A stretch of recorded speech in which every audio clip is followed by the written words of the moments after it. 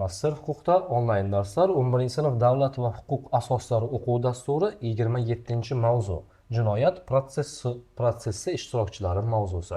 Shu mavzuda jinoyat protsessi ishtirokchilari, protsessda ishtirok etuvchi boshqa shaxslar haqida gaplashamiz. Jinoyat protsessi quyidagilar bilan tavsiflanadigan bir nechta bosqichlardan iboratdir.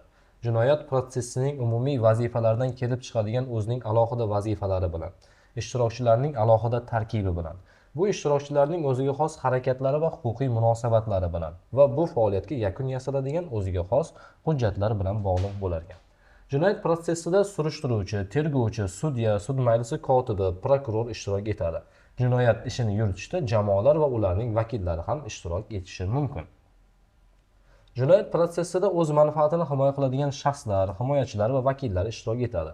Bularga ayblanuvchi, gumon qilinuvchi, himoyachi, jabrlanuvchi, fuqaroviy da'vogar, fuqaroviy javobgar, gumon qilinuvchi, ayblanuvchining, sudlanuvchining, jabrlanuvchining qonuniy vakillari, jabrlanuvchining, fuqaroviy da'vogarning va fuqaroviy javobgarning vakillari kiradi. Jinoyat protsessida ishtirok etuvchi boshqa shaxslar sifatida guvoh, guvohning advokati, ekspert, mutaxassis, tarjimon va xolislarni olishimiz mumkin. Ana shu holatda biz barcha ishtirokchilarni e'tiborga olib qo'yishib va ularni tavsiflashimiz kerak bo'lar ekan va turlarga bo'lamiz ularni. Xo'p, birinchi turga e'tibor qaratadigan bo'lsak, davlat tomonidan, davlat nomidan ishtirok etadigan jinoyat protsessi ishtirokchilariga e'tibor qaratamiz. Davlat nomidan ishtirok etishadi bular. Davlat nomidan ishtirok etuvchi jinoyat protsessining ishtirokchilari. Xo'p, davlat nomidan ishtirok etuvchi jinoyat protsessining ishtirokchilariga kimlar kiradi? Xo'p, surishtiruvchi, tergovchi, sudya.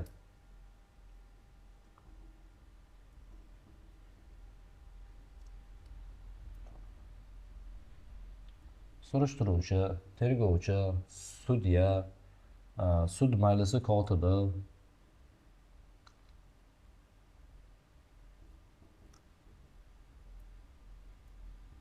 sud majlisi kotibi va albatta yana kim bo'ladi bu yerda? Prokuror ishtirok etadi davlat nomidan. Davlat tomonidan ishtirok etadigan shaxslar jinoyat protsessining ishtirokchilari aynan shu shaxslar hisoblanadi. Aynan jinoyat protsessida ishtirok etadigan yana bir boshqa shaxslar, yana bir shaxslar mavjudki, bu shaxslar shunday yuritiladi. Xo'p, bular kim? Bular jamoalar. Jamoalar. Ya'ni jamoalar deganimizda jinoyat ishlarini yuritishda ishtirok etayotgan jamoalar va ularning vakillarini nazarda tutishimiz mumkin. Jinoyat protsessida ishtirok etadigan 3-turdagi shaxslar esa quyidagilardir. Ya'ni o'z manfaatini himoya qiluvchi shaxslar.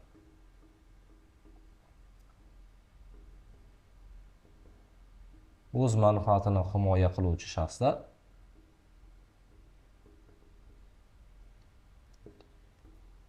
O'z manfaatini himoya qiluvchi shaxslar. Demak, o'z manfaatini kimlar himoya qiladi jinoyat protsessida? Ayblanuvchi, gumon qilinuvchi, xo'p, himoyachi, ayblanuvchi, gumon qilinuvchi.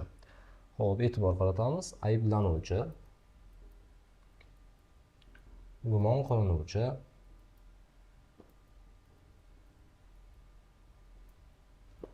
xo'p, sudlanuvchi,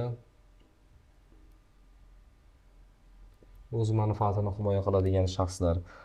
Xo'p, va yana e'tibor qaratamiz, jabrlanuvchi,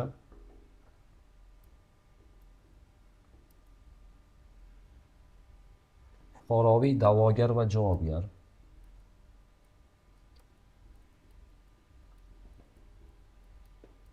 fuqaroviy da'vogar va javobgar. Bular o'z manfaatini himoya qiluvchi shaxslar hisoblanishadi. Xo'p, jinoyat protsessida ishtirok etadigan 4-toifalarga kimlar kiradi? 4-toifalar bular shunday toifalarki, bular vakillar va himoyachilar hisoblanadi. Vakillar va himoyachilar 4-toifalardir. Jinoyat protsessida ishtirok etuvchi vakillar va himoyachilar jinoyat protsessi ishtirokchilarining 4-toifasi hisoblanadi. Xo'p, kimlarning vakillari bo'lishi mumkin? Kimlarning himoyachilari bo'lishi mumkin? Ayblanuvchining, gumon qilinuvchining, sudlanuvchining, jabrlanuvchining vakillari, ya'niki o'z manfaatini himoya qiladigan shaxslarning himoyachilari bo'lishi mumkin. Shu jumladan jabrlanuvchining yoki sudlanuvchining, ayblanuvchining qonuniy vakillari, fuqaroviy da'vogar va fuqaroviy javobgarlarning vakillari bo'lishi mumkin. Ayni jinoyat protsessida o'z manfaatini himoya qiluvchi shaxslarning vakillari va himoyachilari jinoyat protsessining keyingi ishtirokchilari hisoblanadi. Va jinoyat protsessida ishtirok etuvchi boshqa shaxslar ham mavjud. Biz bularni boshqa shaxslar deb aytamiz. Ya'niki boshqa shaxslar deganda bu yerda nima nazarda tutiladi? Davlat tomonidan ishtirok etmaydigan, jamoalar tomonidan ishtirok etmaydigan, o'z manfaatini himoya qiluvchi shaxslar tomonida turmaydigan va ularning vakillari yoki himoyachilari bo'lmagan boshqa shaxslar. Aynan shu jarayon uchun zarur bo'lgan boshqa shaxslarni biz demak umumiy nom bilan biz boshqa shaxslar deb atab qo'yamiz. Demak, kimlar bo'lishi mumkin bu yerda? Bu yerda bo'lishi mumkin tarjimon bo'lishi mumkin. Bu yerda yana kim bo'lishi mumkin? Ekspert va mutaxassis.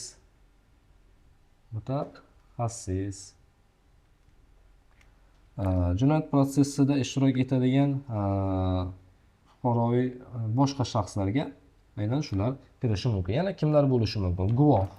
Guvohni ham kiritib o'tishimiz zarur. Guvoh ham deylik o'z manfaatini himoya qilmaydi. Guvoh davlat tomonida turmaydi. Guvoh biror birining vakili yoki himoyachisi hisoblanmaydi. Yoki guvohning advokati, tarjimon yoki xolislar ham boshqa shaxslar toifasiga kiradi. O'zbekiston Respublikasi Jinoyat protsessual kodeksida jinoyat protsessida ishtirok etuvchilarning huquq va majburiyatlari alohida qayd etilgan.